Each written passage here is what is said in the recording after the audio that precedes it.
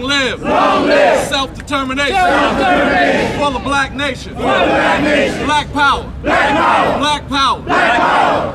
And we say it and we mean it. And we have to, on this day, thank Councilmember Al Vann for his bold, audacious, daring leadership. All right.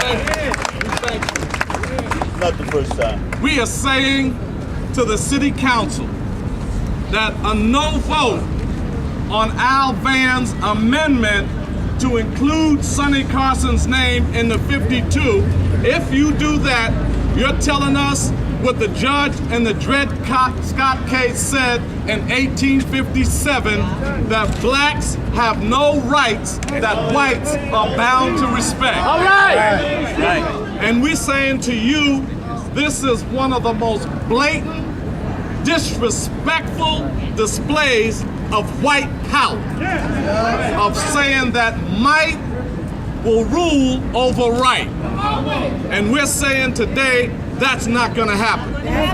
I don't know how the vote's gonna go down, but I know one thing: in Brooklyn, in Bedford-Stuyvesant, we might even take Gates' name down because he's a slaveholder. Sonny Carson's name is gonna go up in Brooklyn, whether you like it or not. All right.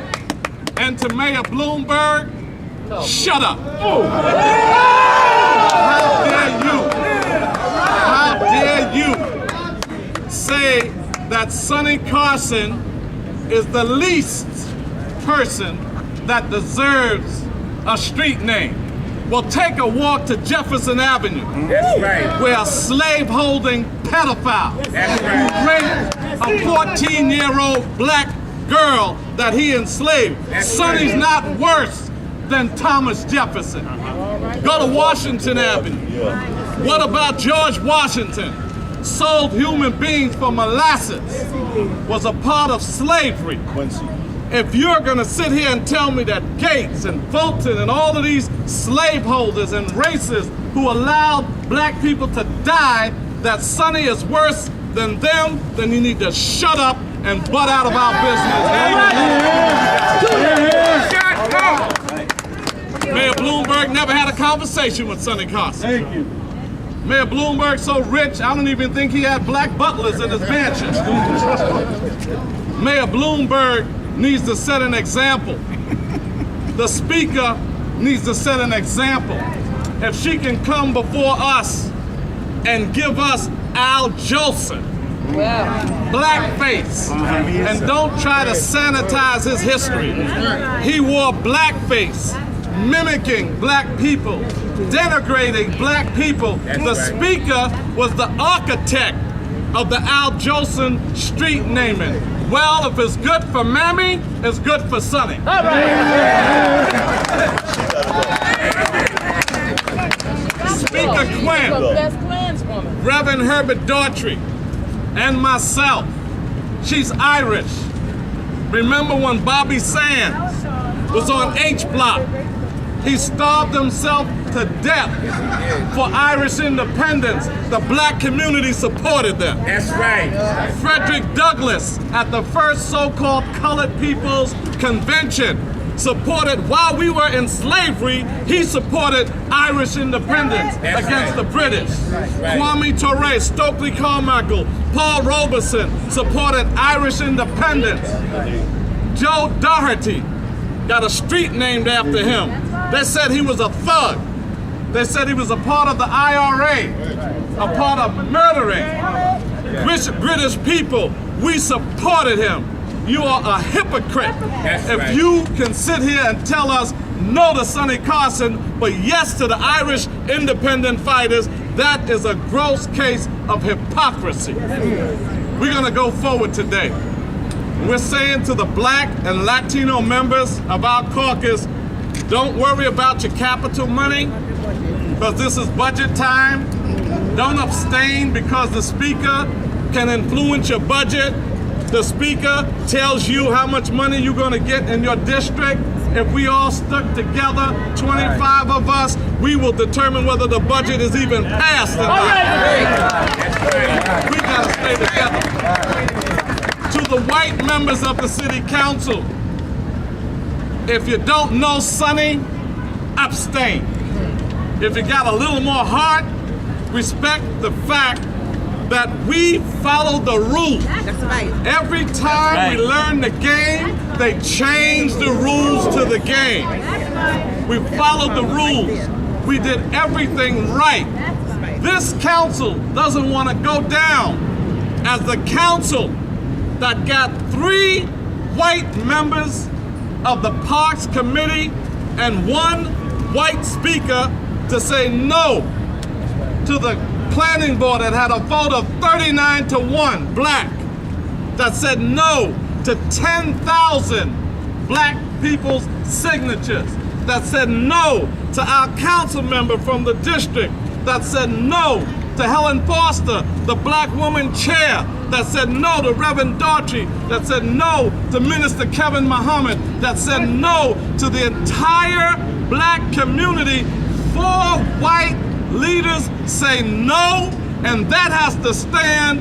That's not going to happen. That's not going to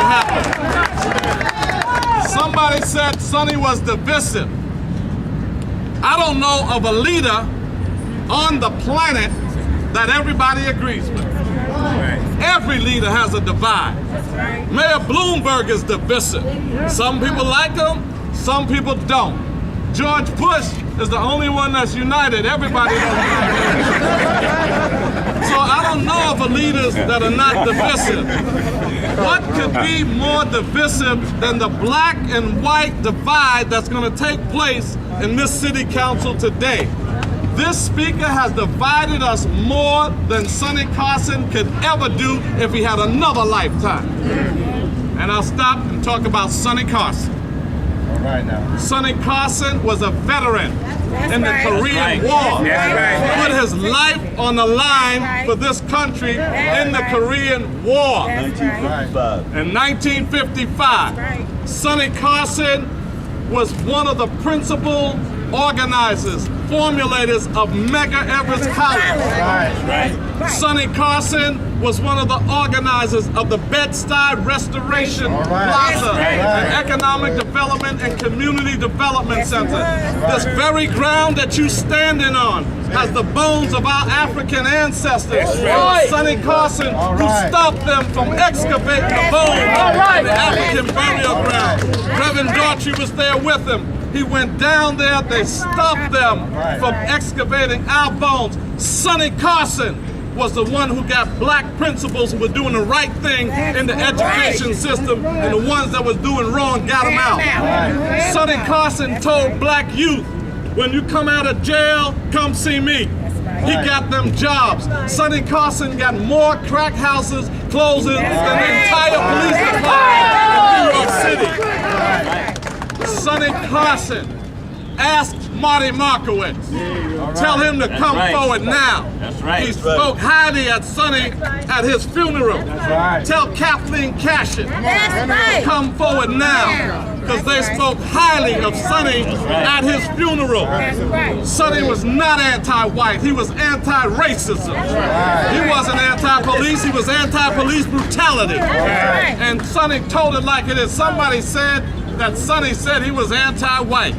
Well, you know what he was doing? For the record, he was registering people to vote for David Dinkins. He was pulling out the vote for David Dinkins. He was getting gang members registered. Youth on the block that never got engaged in electoral politics, he got them involved. And he said to them, we got to make the first black mayor of New York City. Then came the media.